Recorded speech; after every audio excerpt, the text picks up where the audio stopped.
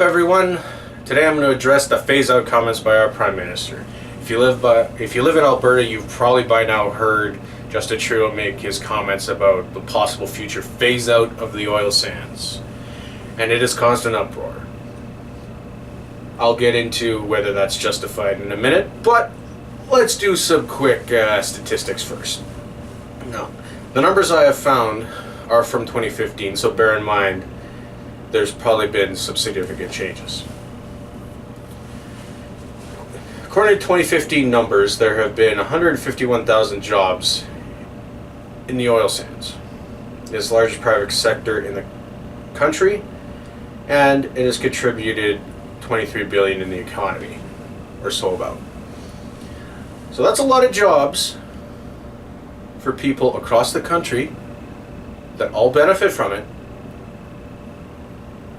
And one can understand that even if those numbers were still accurate, people would be a little bit on edge by that comment. Now, like I said, those numbers are from 2015, and a lot has happened since 2015. This downturn has definitely caused job loss. Now, when I tried to find out just how many, this is where it gets really confusing. I've heard numbers that are, 2,000 to 3,000. I've heard some that are as high as 43,000, and I've heard that there are 100,000 job losses. Now, looking at all that, the 100,000 comes from oil field sources themselves.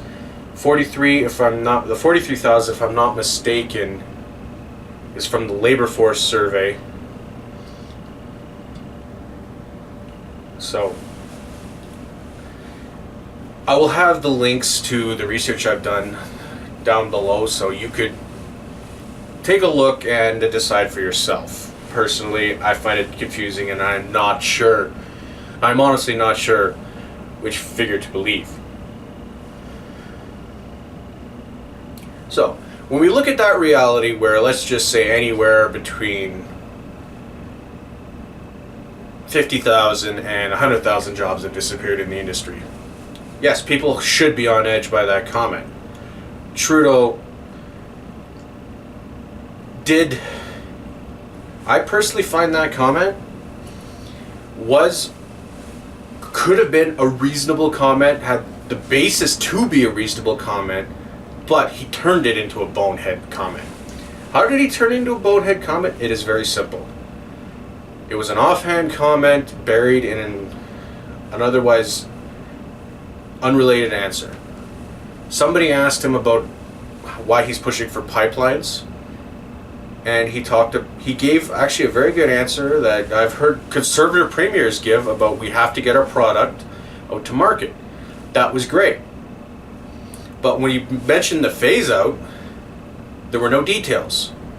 There were no details about jobs carrying over. There were no details about a timeline.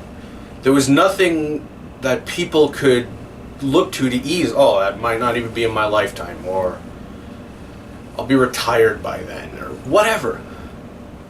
The lack of details is what made it a bonehead comment. Otherwise, if you would have been reasonable and actually said, look, we can't just kill it tomorrow. It's going to have to be phased out, and it's going to have to phased out over time, a long period of time, decades, even.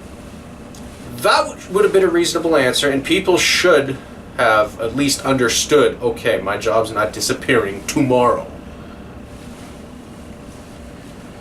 Now, personally, if you ask me, I think people are still on edge based on the current celebrity non-scientist who has come to preach the evils of the oil sand.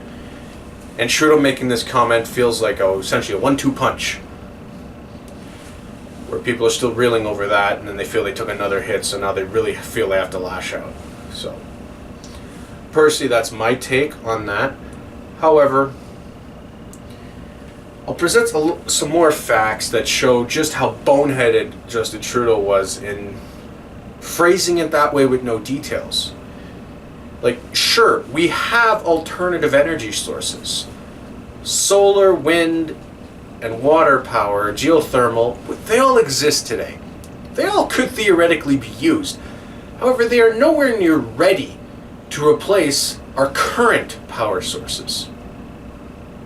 Electric cars are nowhere near ready to actually replace petroleum-based fuels.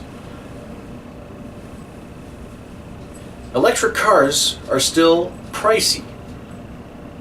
The mileage you get out of an electric car, purely electric, still does not compare to a petroleum-based car.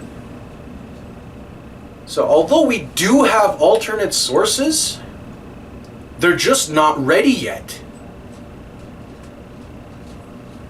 Maybe in the next 50 years, they might be, and then we could start implementing them at greater numbers.